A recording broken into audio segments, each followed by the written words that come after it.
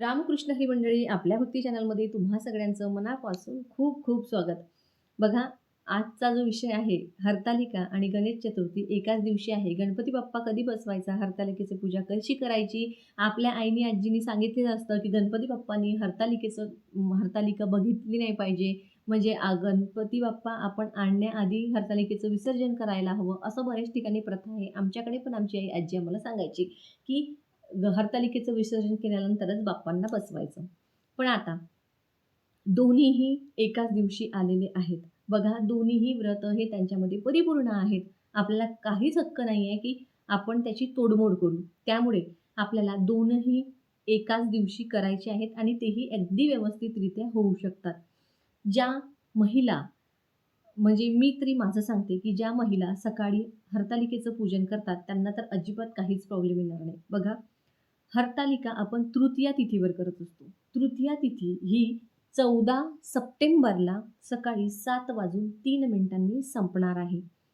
सकाळी 7:03 तृतीया तिथी संपणार आहे आणि गणपती बाप्पाच्या पूजेचा जो मुहूर्त आहे, तो 11:20 आहे. तर बघा, तृतीया तिथीमध्ये आपण हरतालिकेचं पूजन करत असतो. तृतीया तिथी जरी 7:03 संपत आहे, मात्र सूर्यानी ती तिथी पाहिलेली आहे. सूर्यानी जी तिथी पाहिलेली असते, तर ती तिथी पूर्ण दिवसभर चालते. त्यामुळे हरतालिकेचं पूजन देखील दिवसभर चालणार आहे. मात्र महिलांनो, आवर्जून सांगेन की दुपारपर्यंतच हरतालिकेचं पूजन करून घ्यायचं.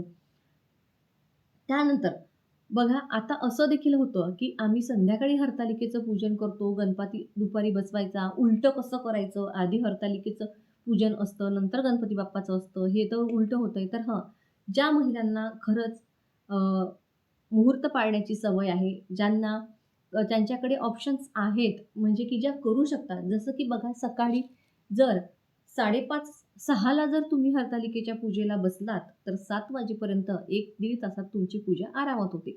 4 वाजता जर उठून तुम्ही तुमचं 1-1.5 तासात झाडू, पोछा, अंघोळ आरामात होते आणि देवाची पूजा अर्ध्या तासात आणि तिथून पुढे 1.5 तासात हरतालिका पूजन. म्हणजे पहाटे 4ला उठून 7 वाजेपर्यंत तुमचं हे होऊ शकतं हरतालिकेचं पूजन, जर तुम्ही ठरवलं तर. मात्र बघा, ज्यांच्याकडनं पॉसिबलच नाही आहे, त्यांनी 7 नंतर अगदी 12 वाजेपर्यंत 12च्या आत तुम्ही हरतालिकेचं पूजन करून घ्यायचं आहे. तसं हे दिवसभर चालणार आहे, मात्र आपल्याला गणपती बाप्पा देखील बसवायचा आहे. तर अशा महिलांनी बघा, आधी हरतालिकेचं पूजन सकाळी करणं गरजेचं आहे. आणि बघा, आता हरतालिकेची पूजा बाप्पांना दिसायला नको. तर बघा, तुम्ही किचनमध्ये हरतालिकेची पूजा मांडणी करू शकता. म्हणजे देव्हाऱ्याजवळ करू शकता. आणि गणपती बाप्पा तुम्ही दुसरीकडे बसवू शकता हॉलमध्ये, किंवा ज्यांच्याकडे एकच रूम आहे, ऑप्शनच नाही आहे, अशा महिलांनी एकाच रूममध्ये मनोभावे, भक्तिभावे हे दोन्ही व्रत केले तरी देखील चालणार आहेत. आता 14 तारखेलाच गणपती बाप्पा बसतात, तर हरतालिकेचं विसर्जन पण 14लाच करून टाकायचं का? तर अजिबात नाही. दिवसभर 14 तारखेला ती पूजा तुम्हाला तशीच ठेवायची आहे. 15 तारखेला तुम्हाला त्या पूजेचं विसर्जन करायचं आहे. दोन्ही पूजेचा एकत्र काहीही संबंध नाहीये, असं कुठेही शास्त्रात लिहिलेलं नाहीये, सांगितलेलं नाहीये. त्याच्यामुळे आपल्या मनानंच आपण काही लावायचं नाही. बघा, हरतालिकेचं पूजन तुम्ही सकाळी 7:03 पर्यंत करून घेऊ शकता. कारण सकाळी 7:30 ते 9 वाजेपर्यंत राहू काळ लागणार आहे. त्यामुळे मी तरी तुम्हाला सांगेन, की एक तर तुम्ही 9 नंतर, म्हणजे 9 ते 10च्या मध्ये, 9, 10, 11, म्हणजे 9 ते 11 पर्यंत तुम्ही हरतालिकेचं पूजन करा. 11:30 वाजता बाप्पांना बसवा. किंवा मग ज्यांना खूप असं अवघडल्यासारखं होतं, त्यांनी काय करायचं, पहाटे लवकर उठायचं. एक दिवस उठलात तर काही फरक पडणार नाही. 4 वाजता उठायचं, आवरून घ्यायचं. 7 वाजेपर्यंत सगळी देवांची पूजा करून हरतालिकेचं पूजन करून घ्यायचं आणि 11:20 बाप्पांची स्थापना आपल्या घरामध्ये करायची. कारण 11:20 शुभ मुहूर्त आहे. आता बघा, ज्या महिलांचं असं होतं, की आमच्याकडे एकच रूम आहे आणि आमच्या मनाला हे पटतच नाही आहे, की आम्ही दोन्ही पूजा एकाच रूममध्ये मांडाव्यात, तर त्यांना मी आवर्जून सांगेन, की हरतालिकेचं जे व्रत आहे, ते सखींबरोबर म्हणजेच मैत्रिणींबरोबर केलं जाणारं व्रत आहे. तुमच्या शेजारी कुठेही हे व्रत होत असेल, तिथे जर त्यांच्याकडे जागा असेल, तर तुम्ही तुमच्या पूजेचं साहित्य तिथे घेऊन जाऊन तुम्ही ते व्रत करू शकता. कारण पार्वती देवीने सख्यांबरोबरच हे व्रत केलं असतं. जेव्हा आपण हरतालिकेचं पूजन करतो, जेव्हा आपण शिवलिंग वाळूचं काढतो, तेव्हा आपण तिथे 5 साळुंक्या काढतो. म्हणजेच 1 माता पार्वती आणि 4 तिच्या सखी असं आपण काढत असतो. घरात एक रूम जरी असेल ना, तरी तुम्ही बाप्पाही बसवू शकता आणि हरतालिकाही करू शकता. आणि ज्यांच्याकडे 2 रूम आहेत त्यांचा प्रश्नच नाही. त्यांनी एका रूममध्ये हरतालिकेची पूजा मांडायची, एका रूममध्ये गणपती बाप्पाची पूजा मांडायची. आलं असेल लक्षात बघा, अजिबात कन्फ्युजन करून घ्यायची गरज नाही आहे. दोनही व्रत एका दिवशी आले म्हणजे काही ना काही त्यामध्ये कारण असेल म्हणूनच ते व्रत आलेले आहेत. त्यामुळे आपण त्यांना चुकीचं ठरवण्यात आपल्याला काही अधिकार नाही आहे. त्यामुळे महिलांनो घाबरून तर अजिबात जाऊ नका. आणि ज्या महिला हरतालिकेचं पूजन सायंकाळी दरवर्षी करायच्या, त्या महिलांनी 1 वर्ष लवकर करायचं. हां, तुमच्याकडे जर बाप्पा बसत नसेल, तर तुम्ही आवर्जून संध्याकाळी करा हरतालिकेचं पूजन. पण कसं होतं, आपल्या घरामध्ये गणपती बाप्पा बसतो, दोन्ही पूजांचं साहित्य, खूप धावपळ, खूप गोंधळ होऊन जातो. एक पूजा म्हटलं कीच गोंधळ होतो.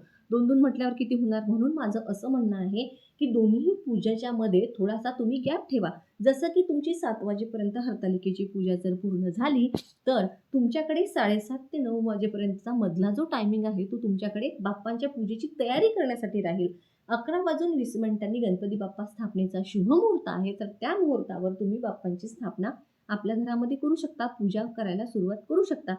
मला असं वाटतं, की तुम्हाला तुमच्या प्रश्नांची उत्तरं मिळाली असतील. पण मला परत एकदा सांगते, की तृतीया तिथी सकाळी 7:03 संपत आहे. मात्र ती सूर्याने पाहिलेली तिथी आहे, तर तृतीया तिथी ही दिवसभर ग्राह्य धरली जाते.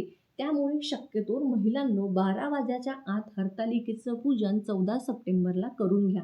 ज्या महिलांच्या घरी गणपती बाप्पा बसत नाही, त्यांनी संध्याकाळच्या वेळी केलं तरी देखील चालणार आहे. आता हरतालिकेचा उपवास जो आहे तो 14 तारखेला दिवसभर संपूर्ण दिवस तुम्हाला पकडायचाच आहे आणि दुसऱ्या दिवशी म्हणजे 15 तारखेला तुम्हाला तो सोडायचा आहे. आता 15 तारखेला ऋषीपंचमी आहे, तर ऋषीपंचमीच्या दिवशी देखील जर कुणाला उपवास असेल, तो उपवास जर तुम्ही दुसऱ्या दिवशी सोडत असाल, तर तुम्ही 14, 15 दोनही दिवस उपवास करायचा आणि 16 तारखेला तो उपवास सोडायचा किंवा मग तुम्ही 14 तारखेचा हरतालिकेला पूर्ण दिवसभर उपवास करा.